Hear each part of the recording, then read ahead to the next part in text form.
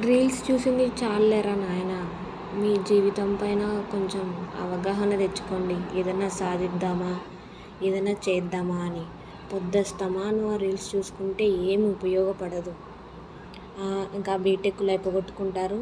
Pass అయినాం ఏం pass అయినది ఏం చేస్తారు? ఆ సర్టిఫికేట్స్ నువ్వు సాయంత్రం బజ్జీల కొట్టు కాడ కట్టుకోవడానికి కూడా, పొట్లం కట్టడానికి కూడా పనికిరాదురా నాయన ఆ సర్టిఫికేటు. అంత విలువ లేవు అసలు సర్టిఫికేట్స్ అంటే. నీ నాలెడ్జ్ అనేది చాలా ఇంపార్టెంట్. నీకు ఎన్ని సర్టిఫికేట్స్ ఉన్నాయి, ఎన్ని గ్రాడ్యుయేషన్స్ అయిపోగొట్టినావు, ఎన్ని డిగ్రీస్ చేసినావు అనేది అసలు యూజే లేదు. కాబట్టి సీరియస్నెస్గా తీసుకోండి. ఏమన్నా అంటే జాబ్ రావాలి అంటే నువ్వు స్కిల్స్ ఇంప్రూవ్ చేసుకోవాలి. ఎంత స్కిల్స్ ఉంటే అంత ముందుకు వెళ్తావు అన్నమాట. పొద్దుస్తమాను ఆ రీల్స్ చూసుకుంటా, చాటింగ్ చేసుకుంటా, మరి ఇంకేమన్నా అంటే కోచింగ్ అంటారు. కోచింగ్లో ఏం నేర్పిస్తారా? కోచింగ్ అసలు మీకు ఒక దానిపైన ఇంట్రెస్ట్ ఉంటే మీరే సొంతంగా స్క్రాచ్ నుంచి ఎలా చేసుకోవాలనేది ఇంప్రూవ్ చేసుకోవాలి. కోచింగ్ దానిలోకి లక్షలు పేరెంట్స్ని ఇబ్బంది పెట్టి ఆ హాస్టల్లో బాగా తినుకుంటా చేసుకుంటా ఎంజాయ్ చేసుకుంటా హైదరాబాద్ కోచింగ్ సెంటర్లకు పోయి ఆ జేస్ పైలట్స్, ఆ క్యూస్ పైలట్స్ ఎవ్వరు జాబ్ నీకు ప్రొవైడ్ చేయరు. వాళ్ళు జస్ట్ కోచింగ్ వాళ్ళకి మనీ రావడానికి ఒక్కటి ఇట్లా తీసుకుంటారు. యూజ్ అయ్యే వీడియోస్ చూడరు, కానీ యూజ్ కానీ వీడియోస్ గంటల తరబడి సిరీస్ కానీ సినిమాలు కానీ చూస్తారు. అసలు నువ్వు అనుకున్నంత ఈజీగా లైఫ్ లేదనమాట. ఎంత సీరియస్నెస్గా తీసుకుంటే అంత ముందుకు వెళ్తావు. మీ పేరెంట్స్ కష్టాన్ని చూడండి. పొద్దుస్తమాను వేరే విషయాలపైన ఆలోచించుకుంటా మీ లైఫ్ని మీరు అసలు చెడగొట్టుకోవద్దండి. ఏమన్నా అంటే మార్క్స్ అనని పిల్లల్ని ఇబ్బంది పెడుతుంటారు పేరెంట్స్కి కూడా చెప్తున్నా. మార్క్స్ అనేది నీ యొక్క తలరాతని మార్చదు. నువ్వు డిస్ట్రిక్ట్ ఫస్ట్ వచ్చినా, స్టేట్ ఫస్ట్ వచ్చినా, నీకు స్కిల్స్ లేకుంటే చిన్న జాబ్ కూడా రాదు. లక్షలు కట్టి బీటెక్లు చదువుతారు, కానీ 10,000, 12,000, 15,000, 20,000 జాబ్ కోసం ఎంత తిప్పలు పడుతుంటారంటే అంత తిప్పలు పడుతుంటారు. అంత కాంపిటీషన్ ఉందన్నమాట. ఇంత కాంపిటీషన్లో నువ్వే యునీక్గా ఉండాలంటే నువ్వేం చేయాలి? అసలు మంచిగా స్కిల్స్ ఇంప్రూవ్ చేసుకోవాలి. నీకు నచ్చింది ఏదైనా కానీ నీ గోల్ ఏంటో ఫస్ట్ డిసైడ్ అయ్యి దానికి తగ్గట్ట ఏం చేయాలి అది ఇది అని డిసైడ్ చేసుకోవాలి. లక్షలు కట్టి బీటెక్లు చదివించినా కూడా జాబులు రాకోకున్నాయంటే అట్లా ఉంది వాళ్ళ సిస్టమ్. ఇప్పుడు స్కిల్స్ ఏం నేర్పారు, just semester exams 1 night battle చేస్తారు, ఇంకా పాస్ అయిపోతారు. ఇంకా ఎందుకు ఈ సర్టిఫికేట్స్ అని మనకి మొత్తం మన గ్రాడ్యుయేషన్ అయిపోయినాక మన పేరెంట్స్ అడుగుతారు జాబ్ ఎప్పుడు వస్తుంది, మన రిలేటివ్స్ అడుగుతారు జాబ్ ఎప్పుడు వస్తుంది అనే మాటలకే మీకు చాలా బాధ కలుగుతుంది. అందుకే అట్లా చేసుకోకుండా బీటెక్ ఫస్ట్ ఇయర్ నుంచే నీకు ఏ ఇంట్రెస్ట్ ఉంది స్క్రాచ్ నుంచి స్టార్ట్ చేసుకో. యూట్యూబ్ అనేది బెస్ట్ మీకు ఏమేమి కావాలో అన్ని వీడియోస్ ఉంటాయి. నువ్వు టైప్ చేసి ఒక సెర్చ్ చేసుకొని వీడియోస్ చూడడమే. పలానా వీడియోస్ అని చెప్పనీకే లేదు. రేటింగ్ ఎక్కువ ఉన్నాయో ఏది ఎక్కువ ఉన్నాయో అదే చేయండి. ప్లస్ ఆ 12,000, 15,000 జాబ్ బదులు ఒక పానీపూరి బండి పెట్టుకోండి. ఊరికే ₹1,00,000 వస్తాయి నెలకి. తిరిగి అలసిపోయి ఊక 12,000, 15,000 కాల్ సెంటర్లలో అప్పుడప్పుడికి అయిపోతుంది. అప్పుడు తతంగంలాగా అయిపోతుంది అది. నువ్వు బాగానే ఉంటావు, బాగానే లగ్జరీగా తిరుగుతావు, బాగానే లగ్జరీ బట్టలు వేస్తావు, బాగా స్పెండ్ చేస్తావు. అంతో ఇంతో ఇంటికి పంపిణీక కొన్ని రోజులు పంపిస్తావు, ఇంకా కొన్ని రోజులు అస్సలు పంపించవు. ఇలానే అయిపోతుంది. నీకు ఏజ్ పెరుగుతుంది. కాబట్టి నువ్వు ఇంకెప్పుడు స్కిల్స్ బిల్డ్ చేసుకునేది. కాబట్టి నీకు ఏది ఇంట్రెస్ట్ ఉందో అదే చేసుకోండి. స్టార్టప్ పెట్టాలా, స్టార్టప్ పెట్టు. నీకు ఈ ఎడ్యుకేషన్ పైన ఇంట్రెస్ట్ లేనప్పుడు పేరెంట్స్ని ఒప్పించి ఖచ్చితంగా నీ బీటెక్ సర్టిఫికేట్ పైన మనీ ఇస్తారు. స్టార్టప్ కొత్తది ఏదైనా నీకు ఇంట్రెస్ట్ అనేది పెట్టు. ఎందుకు నువ్వే ఎంప్లాయ్మెంట్ ప్రొవైడ్ చేయి 20 మెంబర్స్కి. ఆ 12,000 దానికి అన్ని గంటలు నిలబడి ఆ ఇంటర్వ్యూస్లో అంత ఇబ్బంది పడే బదులు నువ్వే ఒక మంచిగా ఆలోచన, ఇప్పుడు ప్రజలు ఏది ఇబ్బంది పడుతున్నారు దానిపైన ఒక అవగాహన తెచ్చుకోవాలి. ప్రజలు ఏ దానిపైన ఇబ్బంది పడుతున్నారు అనే దానిపైనే మనకి ఇట్లా మంచి ఐడియాస్ వస్తాయన్నమాట.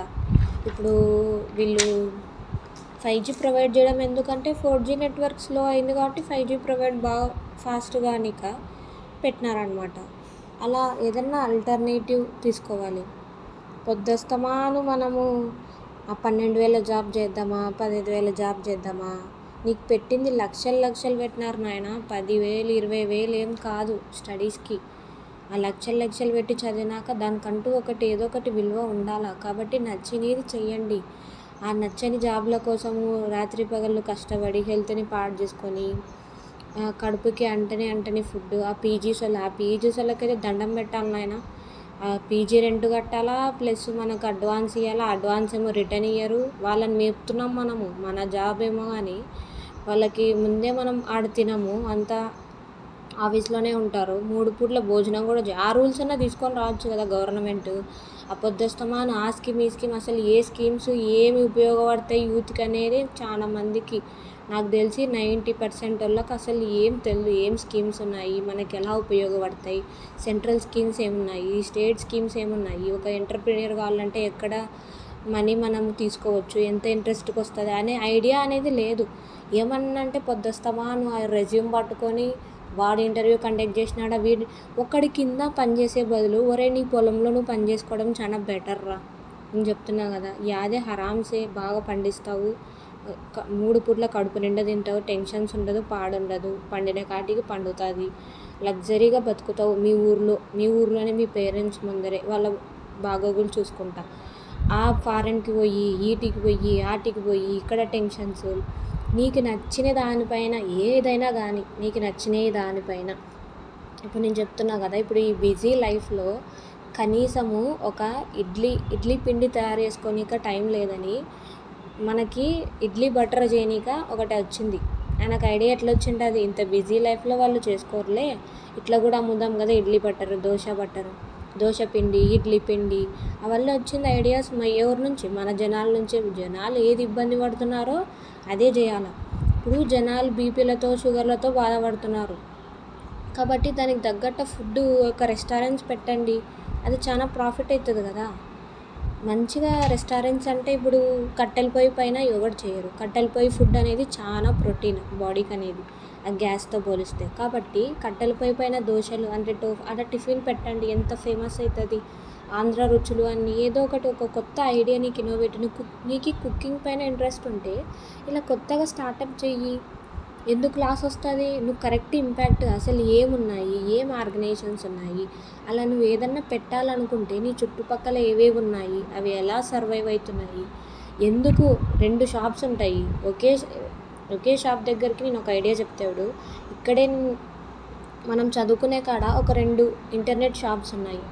ఒకడేమో వైఫై ప్రొవైడ్ చేస్తాడు, జిరాక్స్ షాప్సే అనుకోండి. ఒకడేమో వైఫై ప్రొవైడ్ చేస్తాడు, ఇంకొకడేమో వైఫై ప్రొవైడ్ చేయడు.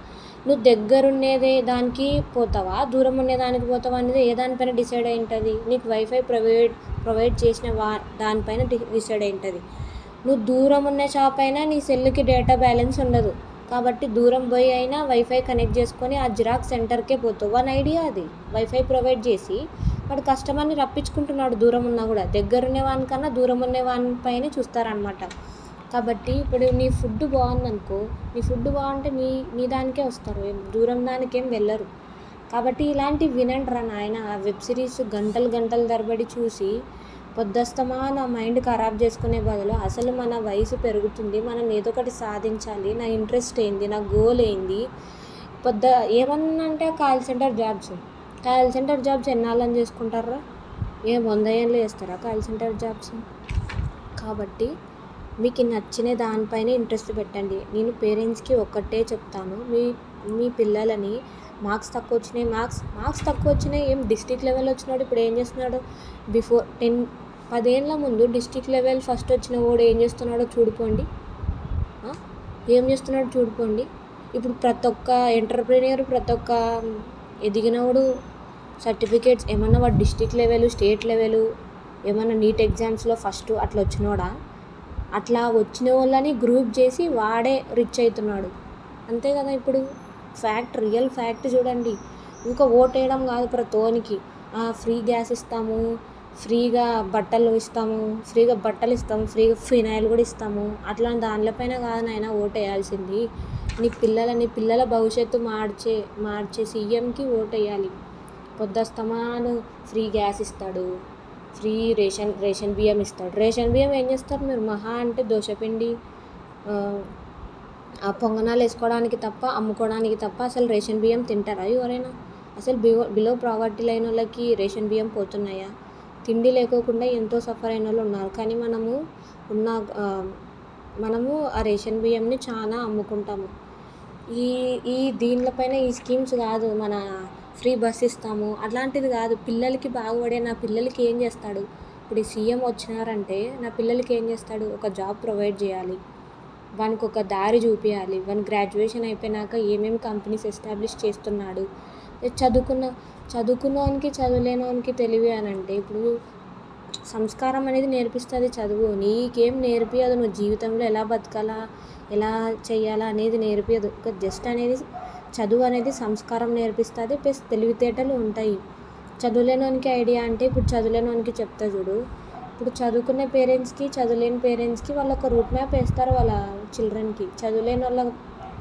చదువులేని పేరెంట్స్ వాళ్ళ చిల్డ్రన్కి రూట్ మ్యాప్ వేయలేరు. కానీ వాళ్ళకి ఏం తెలియదు అనమాట. ఏమంటే ఇప్పుడు సోషల్ మీడియా వస్తుంది కాబట్టి చాలామంది చాలా ఇంప్రూవ్ చేసుకుంటున్నారు. వాళ్ళ పిల్లలకి సజెస్ట్ చేస్తున్నారు ఏ రూట్లో పోవాలి, ఎలా పోవాలి అని. అరే ఫెయిల్ అయితే చనిపోవడము, తక్కువ మార్క్స్ వస్తే ఇంట్లో తిట్టడము, ఆ పేరెంట్స్ ఇంట్లో తిట్టినారని చనిపోవడము, తక్కువ మార్క్స్ వచ్చినాయి అనే బాధనే వద్దు. నువ్వు ఫెయిల్ అయినా, నువ్వు అన్ని సబ్జెక్టులు జస్ట్ పాస్గా అంతే. జస్ట్ క్రాస్ బార్డర్ ఒక్కటి టచ్గా ఇంగ్లీష్ స్కిల్స్ నేర్చుకో, ఇంగ్లీష్ బాగా ఫ్లూయెంట్గా మాట్లాడేది నేర్చుకో. ఇంటర్వ్యూకి నేను బెస్ట్గా సజెస్ట్ చేసేది ఏంటంటే జస్ట్ నీకు ఆ నార్త్ వాళ్ళకి మనకి సౌత్ వాళ్ళకి ఏం డిఫరెన్స్ అంటే నార్త్ వాళ్ళు తప్పైనా కరెక్ట్ అయినా కాన్ఫిడెంట్గా చెప్తారు. వాళ్ళ కాన్ఫిడెంట్ లెవెల్స్ అనేది చాలా బాగా ఉంటాయి. మన కాన్ఫిడెంట్ లెవెల్ ఏంది? 0%, ఓవర్ యాక్షన్ 100%. కాబట్టి వద్దస్తమాను ఒకటే ఆలోచించుకుంటా మైండ్ ఖరాబ్ చేసుకునే బదులు నీ గోల్ ఏంది, నువ్వు ఎలా చేయాలి అనే దానిపైనే చేయండి. ఇంకా నేను ఇదే చెప్పాలనుకుంటున్నాను. ఏదైనా తప్పుగా మాట్లాడింటే నన్ను క్షమించండి. మీకు ఏమైనా యూస్ఫుల్ అయితే సబ్స్క్రైబ్ చేసుకోండి. ఇలాంటి మంచి విషయాలు మీతో షేర్ చేసుకుంటాను. Thank you.